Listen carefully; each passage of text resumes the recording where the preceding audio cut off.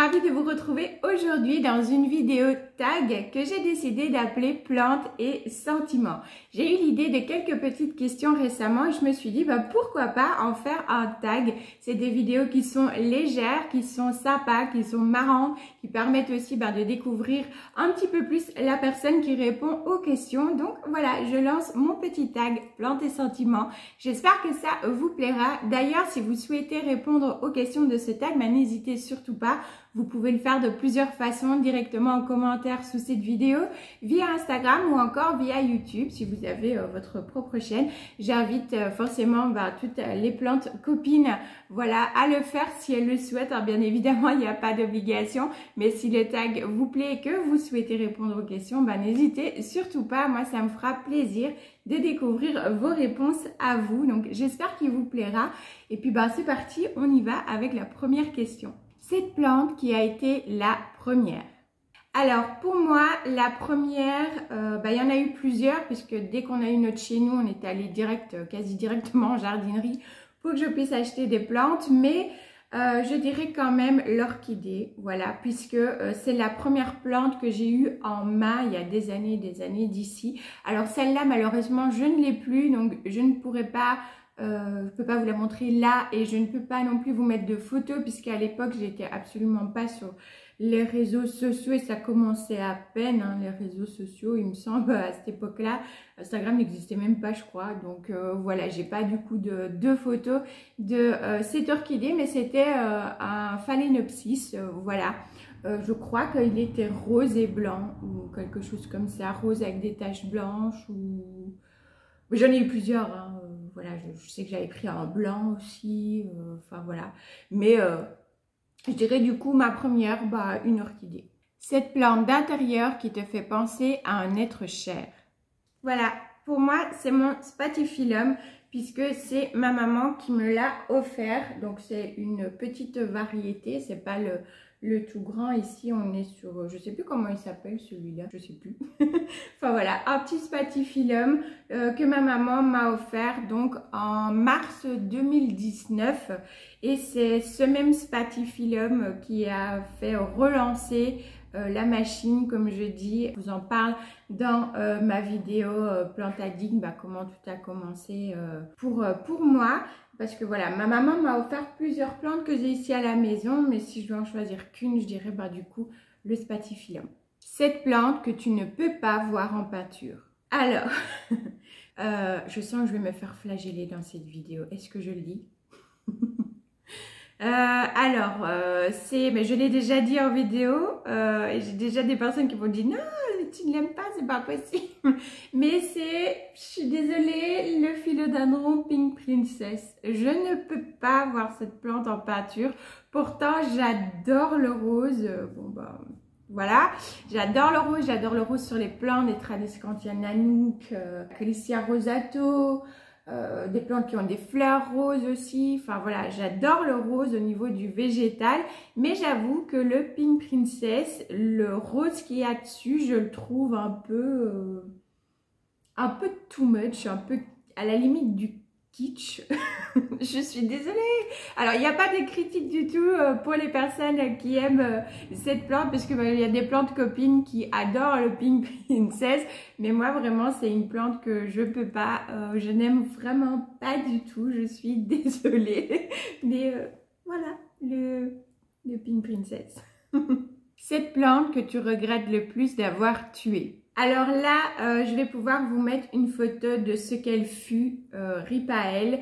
Et je vais peut-être en étonner certains en disant ça, mais celle que je regrette le plus d'avoir tuée, c'est mon Calathea warzewiczi, puisque c'est une des premières plantes aussi que j'ai rachetées, qui était magnifique et qui a tenu très longtemps en allant mais super bien. Et puis, au fait, on a déménagé ici, dans cette maison-ci. Et là, elle a commencé vraiment à aller moins bien. Et pour moi, c'était aussi l'humidité dans l'air, puisque la maison qu'on louait avant avait quand même un taux d'humidité dans l'air qui était plus élevé qu'ici. Ici, il fait très sec. Là, aujourd'hui, il fait un petit peu gris. Et Oui, c'est un nouveau, si vous avez vu mes anciennes vidéos, c'est un nouveau parce que l'autre était un petit peu trop vieux. Voilà, j'ai 55% d'humidité ici, donc il y a le petit bonhomme qui sourit parce que c'est très bon pour nous. Mais voilà, pour certaines plantes, bah, c'est pas du tout assez.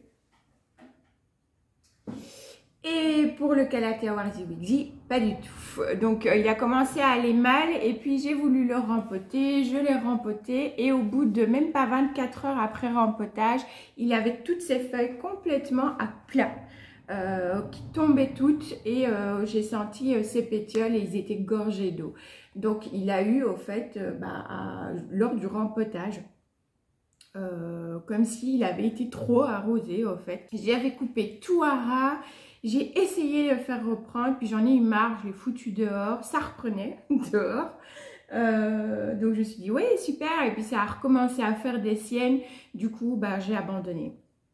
J'ai abandonné, je pense que je peux dire que je l'ai même laissé mourir, mais quand même avec un pincement, parce que voilà, c'est vraiment, si je dois choisir une, c'est celle-là que je regrette le plus. Malgré que j'en veux plus et que je dis qu'elles sont chiantes et que je veux plus du tout de Calathea, c'est quand même, voilà, cette plante, ouais, c'est cette plante-là. Cette plante pour laquelle tu n'as rien pu faire, #Animal Plant Killer. Alors là, j'en ai déjà aussi parlé dans une précédente vidéo. La plante pour laquelle je n'ai absolument rien pu faire à cause d'un petit animal plant killer. Il s'agit d'un Pachira, un magnifique Pachira qui avait le tronc tressé, qui était superbe, il était haut, il était bien fourni, il était magnifique. Et à l'époque, on avait des petits furets et notre furette Tequila adorait les plantes et elle allait à chaque fois systématiquement, plusieurs fois par jour, hein, puisque bah, elle n'était pas dans sa cage hormis pour la nuit et si on partait faire une course ou l'autre, mais sinon bah, elle vivait dans la maison en totale liberté, elle rentrait, sortait de sa cage comme elle avait envie. Et du coup, bah voilà, plusieurs fois par jour, il fallait un petit peu se fâcher puisque elle allait systématiquement surtout celui-là parce que c'était un gros pot, donc pour elle c'était le kiff parce qu'elle rentrait dedans, elle grattait au fait et elle s'enfouissait carrément, elle avait de la terre partout sur son museau, donc en même temps elle nous faisait rire, mais en même temps je riais moins quand même pour mon Pachira parce que je me dis elle va me le zigouiller et c'est ce qui s'est passé. À force au fait de gratter et d'abîmer les racines de la plante, hein, fatalement, bah, il a commencé à dépérir petit à petit. J'ai essayé ce que j'ai pu et malheureusement, je n'ai pas pu sauver monsieur le Pachira puisque Tequila l'a complètement dézingué. Voilà. Cette plante qui te donne la pêche quand tu la regardes. C'est lui, mon pothos néon. J'adore sa couleur un peu lemon lime comme ça. Vraiment, je trouve qu'il a une couleur qui donne la pêche, qui donne du peps. C'est vitaminé, je trouve, au fait. Et du coup, bah, quand je fais mon petit tour des plantes le matin, bah, quand je le regarde, c'est vraiment lui qui me donne la pêche. Comme s'il m'envoyait plein de vitamines comme ça d'un coup.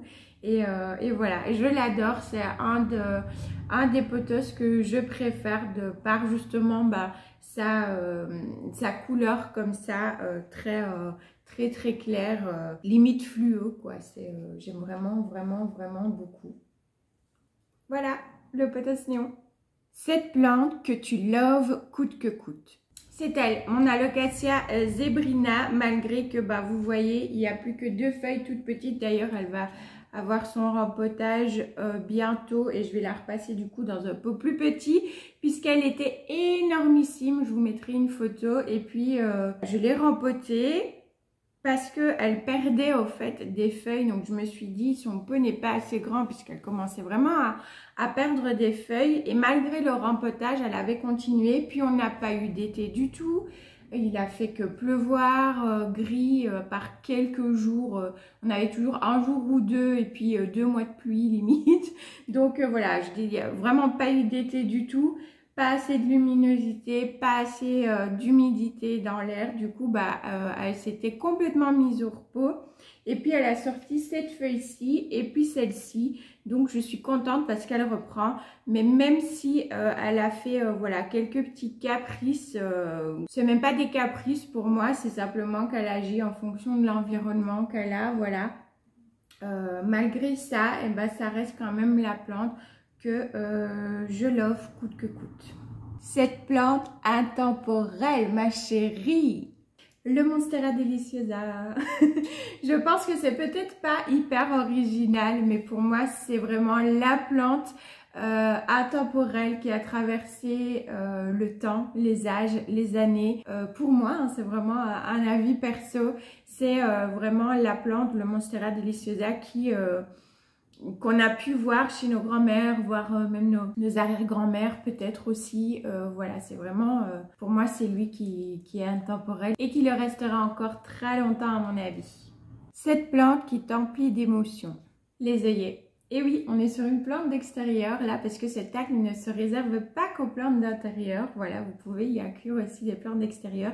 Et pour moi, cette plante qui m'emplit d'émotions, ce sont les œillets parce que bah, déjà, je les adore. J'adore la forme, la délicatesse de leurs fleurs, ce petit effet comme ça, dentelé qu'ils ont. L'odeur c'est juste... Mon Dieu, l'odeur des œillets, c'est juste une tuerie. Enfin, moi, je kiffe vraiment cette plante. Et pourquoi est-ce qu'elle m'emplit d'émotions? Bah, tout simplement parce que c'était une des plantes, une des fleurs préférées d'une de mes grand-mères. Voilà. Donc, les œillets, pour moi, c'est beaucoup d'émotions et je ne peux pas m'empêcher d'en prendre. L'année dernière, j'en avais pris plein et j'en avais mis vraiment partout sur la terrasse. Et quand on passait, qu'on était assis à la table, ça sentait mais trop bon quoi. C'était vraiment une odeur délicieuse et puis c'est super beau. Et je faisais toujours ce que j'appelais mon petit shoot matinal, c'est-à-dire que je sortais avec mon café et je mettais mon nez dans chaque œillet. Je faisais le tour comme ça et ça me rappelle un petit peu comme ça, bah voilà, ma grand-mère, ma mémère comme je l'appelais. Voilà, c'est...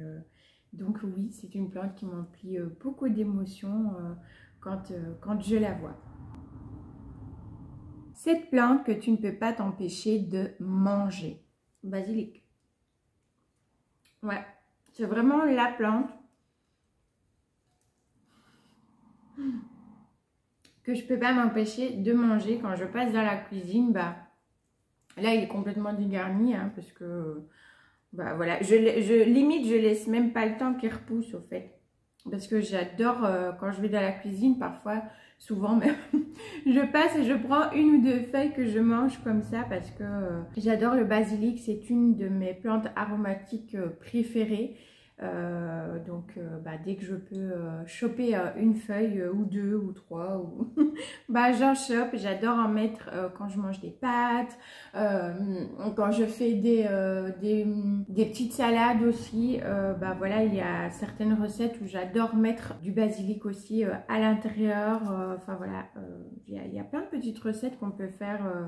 Feuilles tomate mozza évidemment, bah, le basilic c'est la base hein, j'ai envie de dire. Petit plaisir pendant la vidéo, voilà, le basilic.